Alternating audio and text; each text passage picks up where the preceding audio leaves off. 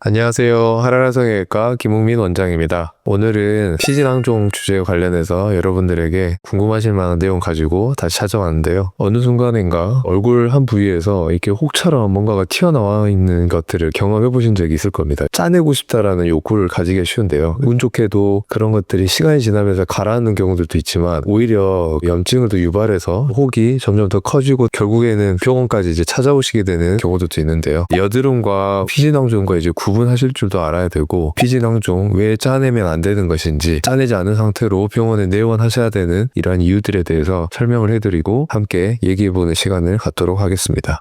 우리가 흔히 피지낭종이라고 얘기하는 경우에는 피지낭종이 어떤 구조를 가지고 있는지 알아봐야 되는데요. 피지낭종은 의학적으로 표피낭종, 에피더멀 시스트라고 되게 불립니다. 여드름 같은 경우에는 모공 안에 피지가 일정 부분 끼어서 생기는 거라고 한다면, 피지낭종 경우에는 가장 큰 차이점이 피지를 구성하고 있는 각질이라든지 노폐물, 각종 찌꺼기들이 그 내용물들 바깥을 주머니와 같은 두꺼운 막이 싸고 있는 구조가 가장 큰 여드름과의 차이라고 할 수가 있겠습니다. 가장 중요한 점은 이런 주머니 속에 담겨있는 구조를 띠고 있다 보니 피부 속에 들어있는 어떤 작은 풍선과 같은 구조물이라고 우리가 생각을 해볼 수가 있는데요. 이러한 경우, 운 좋은 경우에는 짜냈을 경우에 호전되거나 좋아지는 경우들도 있지만, 짜냈던 내용물들이 안쪽에 있었던 주머니가 터지면서 배출되지 못하고 안쪽에 있는 다른 조직들로 이게 퍼뜨리게 된다면 이러한 것들이 염증을 더 파급하는 결과들을 가져올 수 있게 되는 것입니다.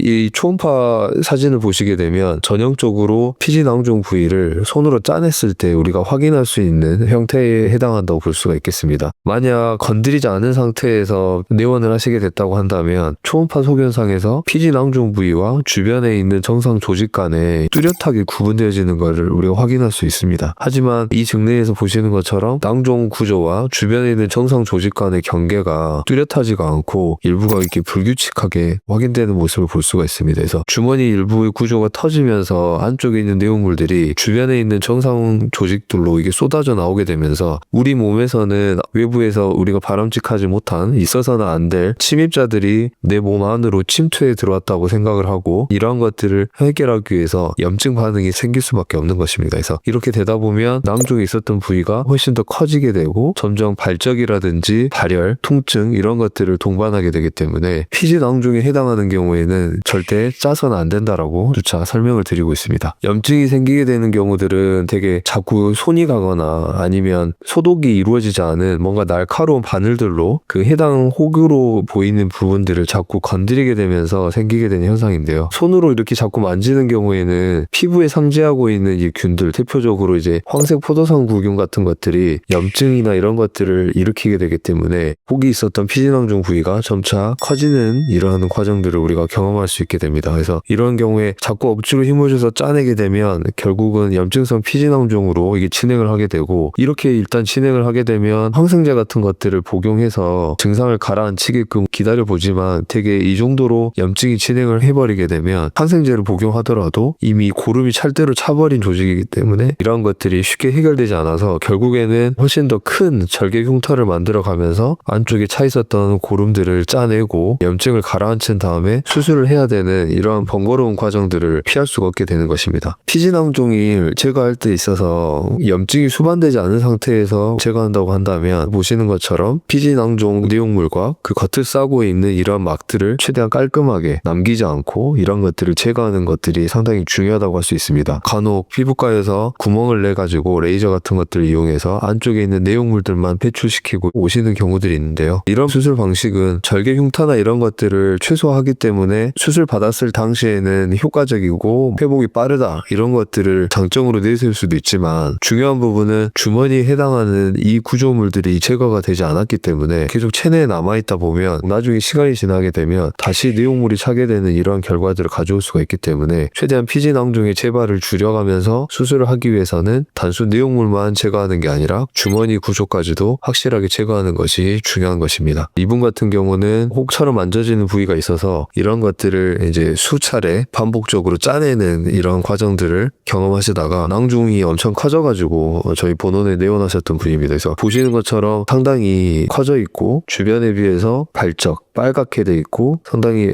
염증이 수반되는 경우에는 정상 피부 조직이 얇아지게 되는 이런 과정들을 경험하게 됩니다.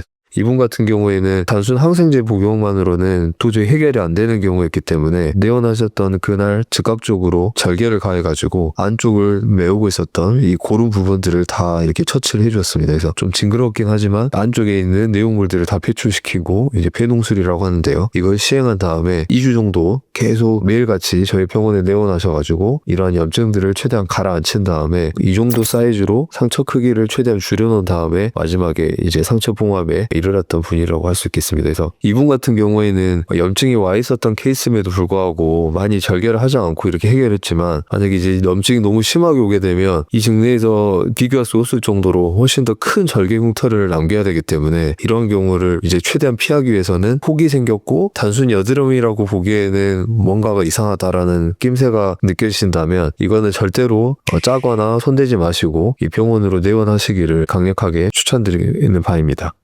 오늘은 얼굴에 혹처럼 생기는 피지낭종에 대해서 이제 어떻게 조치를 해야 되고 이런 것들을 우리가 제거를 할 때 어떻게 해야 재발을 최대한 피할 수 있는지에 대해서 이제 말씀드려본 시간을 가졌는데요. 다음 시간에 또 다른 주제로 찾아뵙도록 하겠습니다. 이상 하라라 성형외과 김홍민 원장이었습니다. 감사합니다.